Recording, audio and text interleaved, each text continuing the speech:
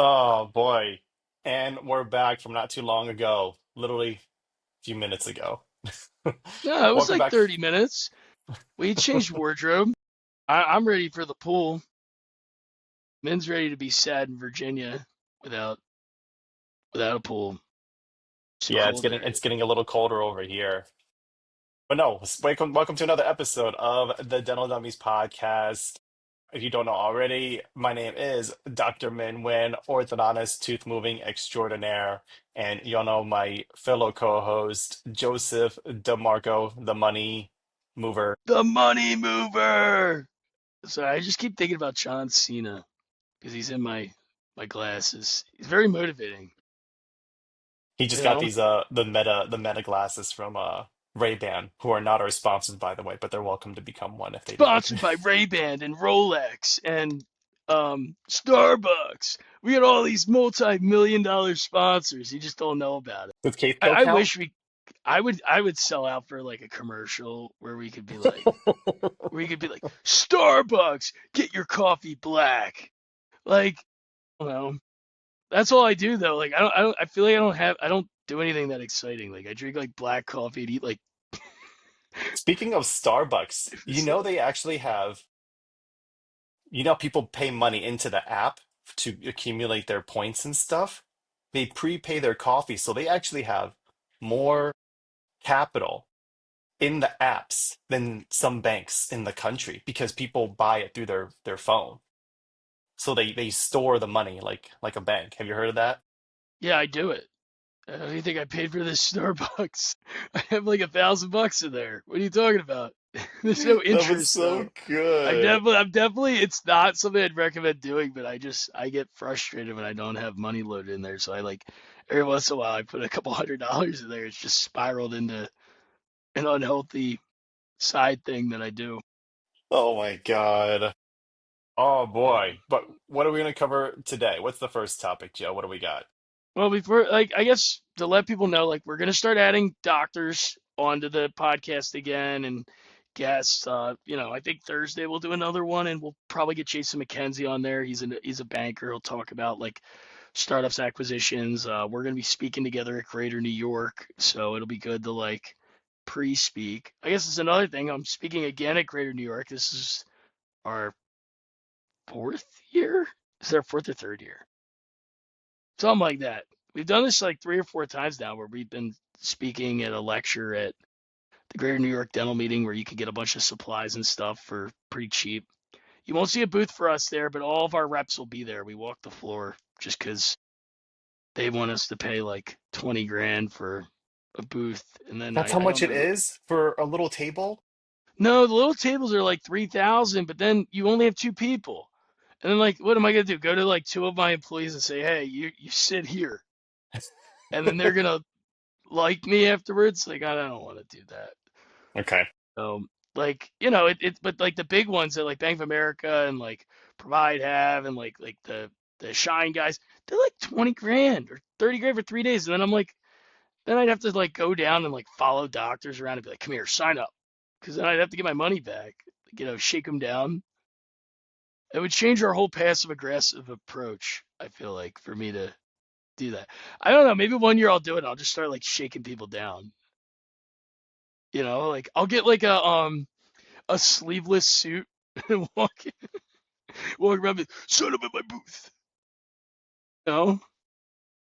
Um, but yeah, we'll talk about today like some of the things that are changing. Like I talked about the loan stuff and how the amounts are getting higher for the acquisitions and stuff. And there's things that like I really think people need to start running demographics more, because I've been seeing a lot of people cluster in the cities, like Philadelphia, San Diego, like Austin, like even the Miami-Dade, and like what's it, Clark Gables or whatever in Florida. You know what I'm talking about? It's like called like Floor Gables or something. I don't know. And if you live there, I'm sorry, but I don't care enough to remember towns. But the idea is these core areas where people normally open a lot of stuff or buy a lot of offices are becoming saturated. And people should start running more demographics to make sure that like sometimes it's an optical illusion. There might be 20 dentists in your area and none of them do orthodontics. Or they all do orthodontics and it's terrible for the specialist to be there. Or like everybody's like you may think there's just GPs and then they're all doing like implants or pros and like kind of boxing you out of the area. So like doing a demographics report is good because a lot of them will tell you what procedures are being done and being billed. And I think it's key because like where Min is, he's in the middle of nowhere. Like you don't have to be like Courage the Cowardly Dog and live in the town of nowhere to get business, but you should try to like be outside your radius and make an area your own or go to an area where your services are actually needed where you could partner with other dentists because like the big thing I think other dentists forget is that dentists like dentists because nobody wants to talk about teeth except dental people. Camaraderie in the area, and it is important, like who you're around, even though it's like another office in town. Yeah, I mean, I have GPs that refer to each other. Like if you build your niche, like, I don't think bread and butter dentistry is the key. I really think it is niche. Like even if you do multiple offices and each office specializes in one thing, like people want that now. Like I could do financial planning for other groups. We have some medical doctors that we do it for, but we don't market to them. It's not that we don't want to make money. It's just I know if I specialize, you guys appreciate it. We like our knowledge is more than it would have been if we spread into medical stuff. Like I don't know all the medical specialties. I know some, I know a lot of them, but like I don't know and I don't care because I'm not trained to care. And I think you all have to start thinking like that. You're not just a dentist or an orthodontist. Like, even orthodontists, like you guys pick different systems and you stick to it. Like Min leans in a lot with Spark and you know, like This new I think bracket system, Pitts yeah. 21 brackets that I'm doing But now. yeah, yeah, talk about that course. How's that course going? Yeah, so me and Tamano, we signed up for a 2 years Pitts mastery course, and it's basically a orthodontic system focused on aesthetics and what actually creates a nice smile and how do you use this particular bracket system to create that smile. It's 2 years long, four in-person sessions with like Zoom sessions in between. And after one course, I think we picked it up like really, really fast. Um, since we're still like a little bit new. It was great. I mean, there are things that about a smile that we didn't know and how to target teeth and a lot of like aggressive on like non-extraction, creating nice broad smiles. Uh, it forced us now to see cases in a completely different way, and it's a lot of fun. We definitely look forward to what we will be years from now when we really, really hone this stuff down. Really, really exciting to bring it over to the area. It'd be awesome. Yeah, but that like adds that specialty stuff to where like it does make it more than just orthodontics. Like it's and that's gonna make you more money and get you Yeah. more people that you want to get. I recently just got in the local study club on Friday. It was actually at a dental lab, and they had this dentist from Charleston, South Carolina, come up, and he's doing 3D printing of like everything, crowns, inlays, onlays, and even to the point where he had this, jig set up and did people's bites and how the teeth and the jaws move and recreated what's called an articulator and how the jaw moves in the computer. And then that way he could fabricate the most custom night guard possible in-house. And it would be built perfectly without having to do any manual adjustments. But that was just for a night guard. He's doing a bunch of stuff and doing all the smile aesthetics, but with a cosmetic dentistry approach. And I'm never going to do that type of dentistry, but I see that definitely has a place in the future. I don't think bread and butter will get the bills paid anymore, especially if you're in network. Yeah, I think if you really, really want to separate yourself, you have to do advanced level care and like really, really advanced level complex cases in order to really, really thrive. And it's hard to do that as like just an associate. You have to really, really know how to build like really good systems. And usually if you own your own practice, you can do those things. You have to buy all the tools to actually do that type of dentistry. No, it's a lot of big changes, like clinically, things that you don't learn in dental school or residency at all. Like it's definitely high level stuff. Yeah, and you need to become a true specialist. I think that's where all businesses in the country are going to is specializing in something, and it's beyond just your specialty, and it's beyond just your title. It's what is your company's like I was reading a book. It's actually called like How to Grow Your Small Business by this guy like Donald Miller, and it's about specializing in your mission statement so that way like the customer doesn't get lost. And it's like what is your mission statement? It's like I could just say like provide orthodontics, but it's like it could be providing orthodontics with a smile or making the perfect like making sure beyond it could be orthodontics beyond just a smile, like stuff where like you like people who work for you are inspired, people are coming in and they're excited, like people want to be the hero in their narrative, like they don't want you to be the hero, they want to be the like how can they help you help your cause, you know what I mean? Like even when we're talking to you guys, we're not coming in saying we're going to fix everything, we're telling you how to be your own hero and save the day at your practice and get these tools, and like how can you do that for your customers, you know? You said that Donald Miller is the author. Yeah, I think I have a copy of that book it's somewhere a good around book. here. It's like how to make a story, basically. That's like the title.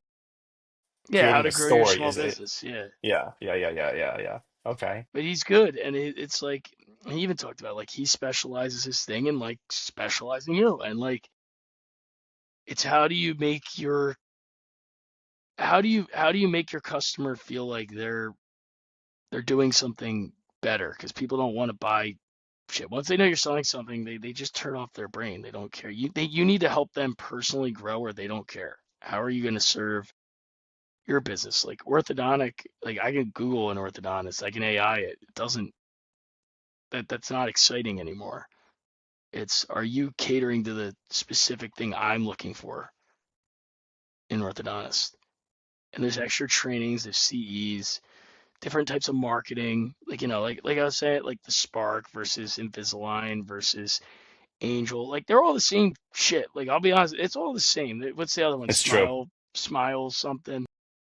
Um, Sure Smile, Sure Smile. Like Clear Correct, 3M. some Yeah, might be cheaper materials, some might be better, but the idea is it's the same. Like stick by your aligner system, stick by your like your implant system, whatever it is. It's just like own whatever you're doing, and have your tiers of things, and like get people excited to work with you. Like people I think are excited to work with us because we're talking about making you smarter, and you making us smarter, and then like building this network, this like spider web of smart people to where we don't need all the help. Like we're the help. Like not me and Min, but like all of us collectively are the help. Because and that's why we call it the dental dummies. It's like it's like for people who want to learn stuff step by step as if you were dumb. Because nothing in here is complex. Nothing in here is that difficult to understand, but it's stuff that you're just not thinking about. yeah. Or We have you a were really different approach. Yeah, or you were thinking about it, but you didn't know where to look. Correct. Correct. Yeah. But Yeah. yeah, just pay attention to that stuff because the market's changing. People are clumping together, and it's okay to clump if everybody in the clump benefits you. But I wouldn't clump with the wrong people, and like don't just be a dentist or an oral surgeon or an endodontist or any of that. Think about what value you really want to provide in your area and like where you want to be, even when you're looking for jobs. Because if you don't look at the area, like if you go into just Philadelphia to do dentistry, like you're not. The reason a dentist only lasts 6 to 8 months in a job is it's not that they're bad at it; they don't know what they want to do. And then you leave that job and you go to a better one, and then a better one, and then eventually you stay there for 5, 10 years. It's not that that owner's nicer. Well, sometimes it is, but like it's more of you didn't know what you wanted. So when people look at demographics, what are resources for them Because I know like a company like Dentagraphics exists. Or a lot of Dentographics people, helps. what are Go into other the resources you that go to people can use? the dental realtors. I call them the space finders. They all hate me calling them that, but I like they run their own individual stuff. It's like you can call companies like us. Like we now have a actual map. Like we actually made I didn't tell you this, but Jeremy made a map of the United States that you can actually click. It shows you where every customer is in those states. Wow.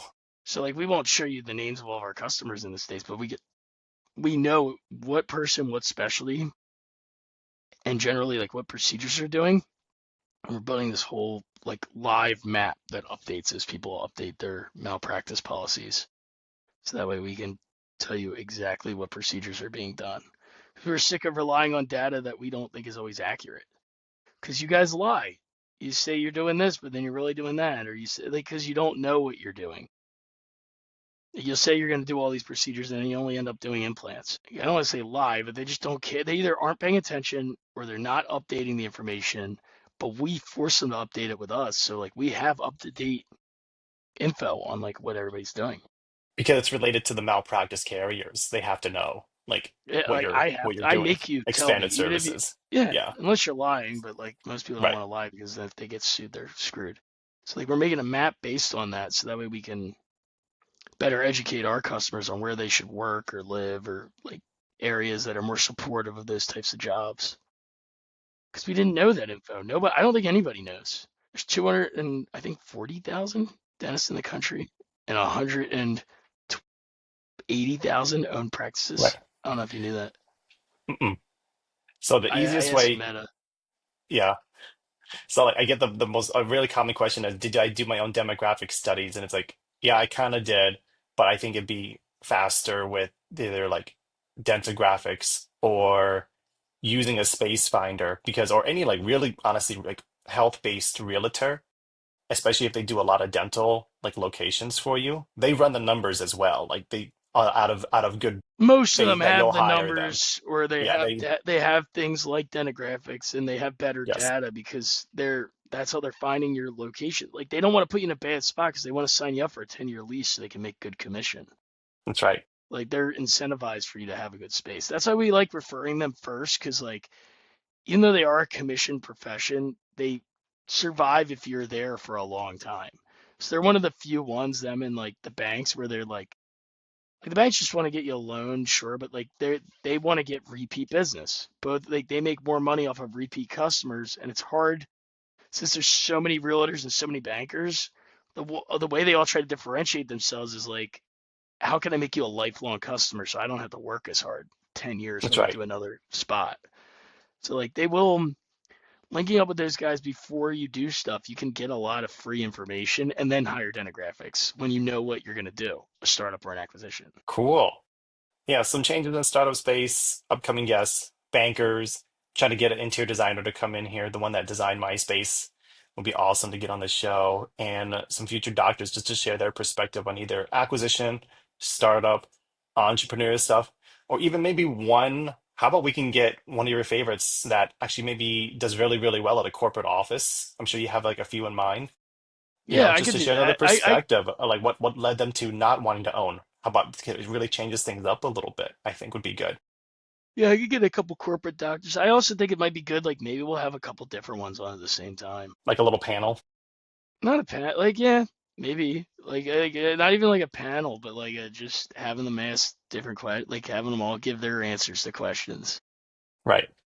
Someone who bought Cool. a practice has a different mindset than someone who's starting one, and then etc. You know? Yeah. Cool. I think that's good, Joe. Keep it Yeah, short. we're tired. Yeah. Go to the pool. I'll I'm stop going the to the recording. pool. We'll Yeah. stop our recording. Thank you, everyone. Thanks for tuning in, guys. We'll talk to you soon. Bye now. Bye.